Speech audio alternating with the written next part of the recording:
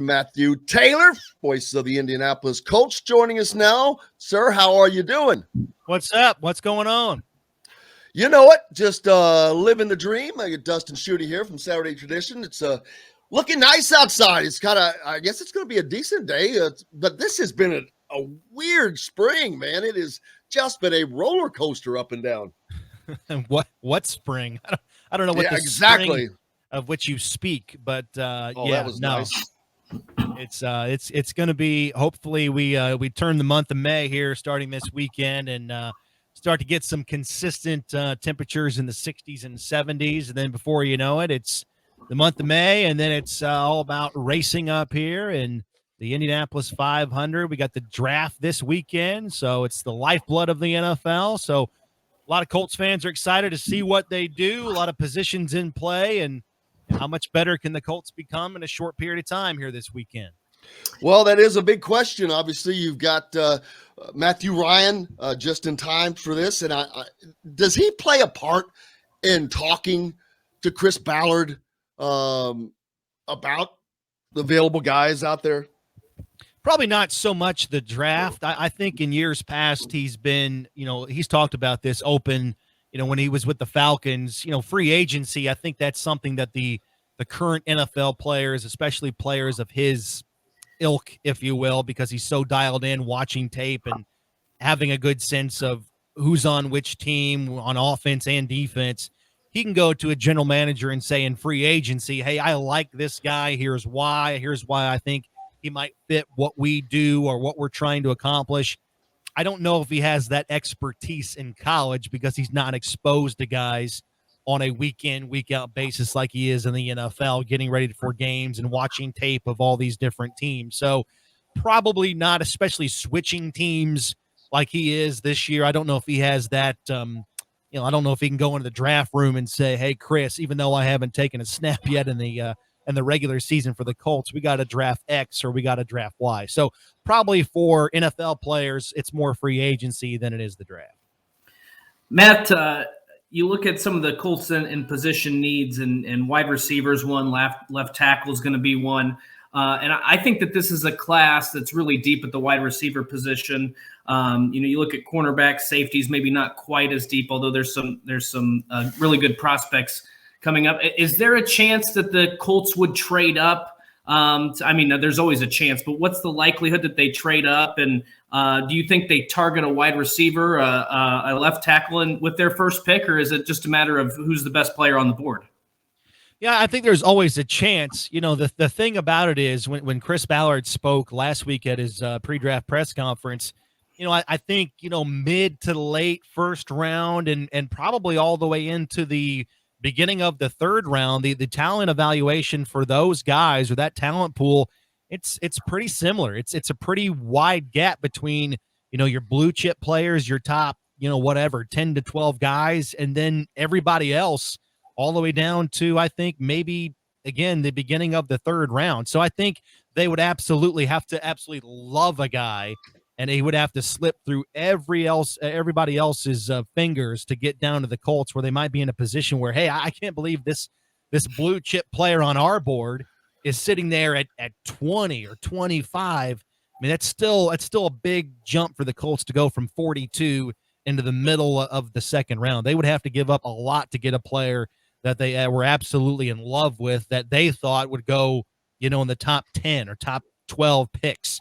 So it's always in play, but I think the more likely scenario is that they trade back, knowing, again, that talent pool that I just spoke of is pretty deep. So if they go from 42 to 50 and get another two or another three and get, 3 players, if you will, from that talent pool instead of one, that would be a little bit attractive. But I think, philosophically, it's still always going to be best player available. And every year they go in, every team has needs, and the perceived needs on the outside for the Colts, as you said, it's wide receiver, it's left tackle. And I think inevitably what's going to happen is best player available for the Colts on their board is going to intersect with position of need. And that's when they'll pull that card. And, just hypothetically, like, if to keep things simple, if they have a rating system of 1 to 10, right? 10 is the best rating they can give a player, one's the worst. If they have a wide receiver rated 8 or a linebacker, let's say, rated 8, if the valuation is even or similar in the same ballpark, then they would go the position of need would trump anybody else at that spot in terms of the evaluation. So I think inevitably they're going to come away with some really good players that perceive needs, wide receiver, left tackle. But I think that's how deep this draft is. Even if they don't get wide receiver on day 2 or the second round, I should say, I mean, you can probably go get 85, 90, 95% of that guy later on in the draft in round 2 or round 3. So it's going to be fascinating to see how it plays out. It's really, really deep at the skill positions on offense. And there's going to be a bevy of guys to choose from, I think, for the Colts, no matter where they're picking on Friday of the draft.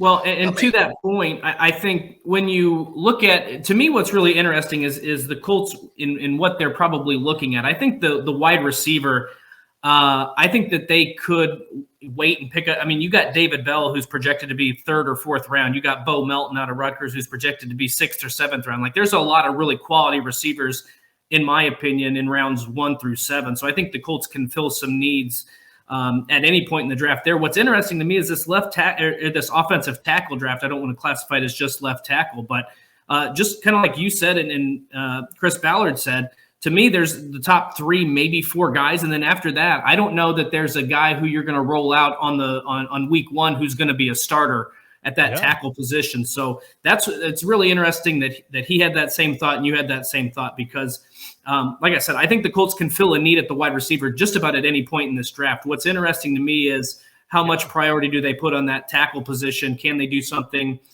through free agency or add some pieces through trades or whatever they need to do? But that's what sticks out to me is the gap, I guess, between the number of guys at left tackle or offensive tackle who can start right away to probably a year or 2 as a rotational player. Yeah, I think you're exactly right. I think there's a bigger drop-off between the top tackles in the draft as compared to the top wide receivers. I think the top 2 or 3 tackles, are going to go in the top 15 picks. And then after that, you may not see a tackle go, until the middle of the 2nd round. And I think there's going to be guys to choose from in that regard for the Colts. A guy like Tyler Smith out of Tulsa, Bernard Raymond out of Central Michigan, Daniel Falalele out of Minnesota. They might be there, but they're not going to be those plug-and-play, this is our left tackle of the future for the next 10 years, right? A multiple contract guy. It's more of this is a guy that's going to add good depth. We'll see what he turns into. We'll see what he can develop into. But that being said, at the wide receiver position, it's loaded. I mean, you can get a day 1 contributor, a guy that can play a pretty decent role for you, get you 400, 500 yards as a rookie, hell, even in the 4th round. I mean, to steal what you were talking about earlier, Dustin, I mean, David Bell, a guy that we're all tracking and rooting for, because he's a local kid out of Warren Central and Purdue. I mean, he averaged 100 yards per game for his career in the freaking Big Ten, and he's going to go in the 3rd round. All right, so that tells you how deep the talent pool is at wide receiver in this draft and what you can get if you're still patient. But maybe there's other positions that are not as deep that you still have, pegged as needs that maybe you could address earlier in the draft, knowing the drop-off is bigger there at that spot than it is at wide receiver. Speaking of 3rd round, and David Bell's there, and the Colts have a 3rd round pick, is there a possibility that lines up? Well, I mean, always. Yeah, absolutely. Always. And, they've had a front row seat to him his entire career because, again, growing up in the backyard at Warren Central in high school, I mean, the buzz around him as an athlete's been going on since he was a sophomore in high school, a dual star player in both football and basketball. So they've had those clips on him the entire time. And then with him going to Purdue, I'm sure they've had, a Big Ten or an area scout on him his entire career. So they've watched a boatload of games live. They've got all of his tape. He was at the local pro day a couple of weeks ago. Now, he wasn't working out, but he was physically there. So they were able to talk to him. It's kind of like an extra interview because, Chris Ballard was talking to him on the side and kind of picking his brain. And you're just trying to figure out who this guy is, what makes him tick. What kind of character does he have off the field? So they've got a lot of good intel on David Bell, and if he's there, late in the second round or early third round, and he's the best player on their board, no, they will not hesitate at all to make that pick. Well, who are the Colts going to satisfy with their first pick, do you think? I think that, what's it, 42? They've got 42, 73, and what's the other pick? 73. They've got picks in every round outside of the first round. I don't know the numbers. I don't have those. 42 would be the second round. 42 second, 73 third, and then after that, that's math. I don't do math in public. Gotcha. I hear you, bro. But the first need, or is it the left tackle, or is it wide receiver? I mean, I wish I could tell you. I mean, that's the thing about my evaluation is not your evaluation, and it's not Chris Ballard's evaluation. So I don't know. I know this. They're not going to, again, if I could just keep it simple and do the 1 to 10 rating scale. If everybody says, oh, you got to get a wide receiver, T.Y. Hilton still in free agency, Zach Pascal's gone. The only thing you have is Michael Pittman Jr., which I don't agree with, but that's the perception out there. So that tells me something. If the best wide receiver when the Colts pick is rated as a 6 or a 7 on their board, and then another position, a tackle, let's say, is rated at an 8 or a 9 on their board, they're going to pick the tackle because he's the best player. So that's just because they need a position doesn't mean they're going to reach, because guess what? If you reach and you get it wrong, you blew it. And then you're doing this all over again next year. Your needs today are not going to be your needs tomorrow.